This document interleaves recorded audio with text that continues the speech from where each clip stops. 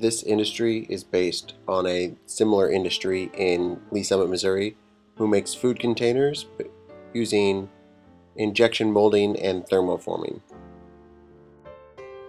Hoppers full of plastic pellets would arrive by rail and be transferred to the 62,000 cubic foot silos.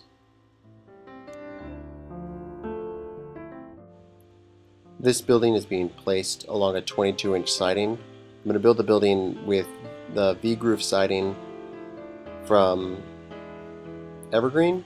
I'm using .040 Evergreen styrene with .030 vertical grooves.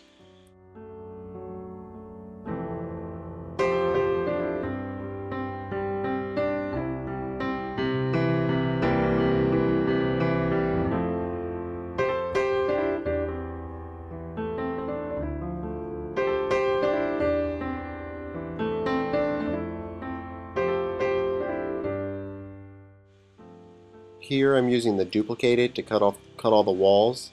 The end walls and front walls will be cut out of the Evergreen vertical groove siding, while the back wall, since it'll be away from the viewer, will actually just be cut out of plain styrene.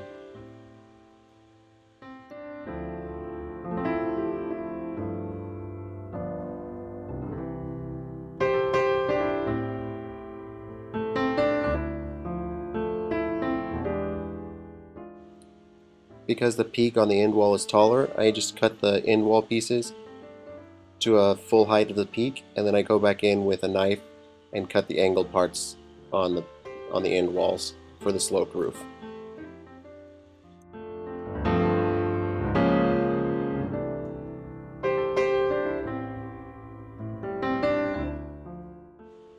Here I'm going back and cutting the shorter wall sections for the office itself.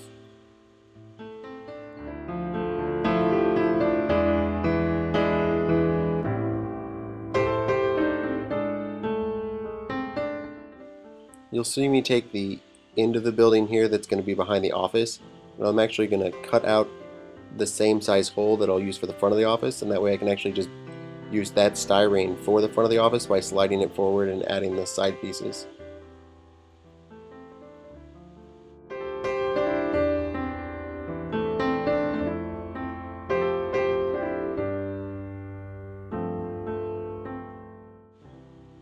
On the back side of the office there'll be a truck door leading into the shop, and for a roll-up door I'll actually take another piece of the vertical groove styrene, cut it out for the door size, turn it on its side so that the grooves run horizontal, and then just add adhesive to the back of the piece, and it really looks like a roll-up door.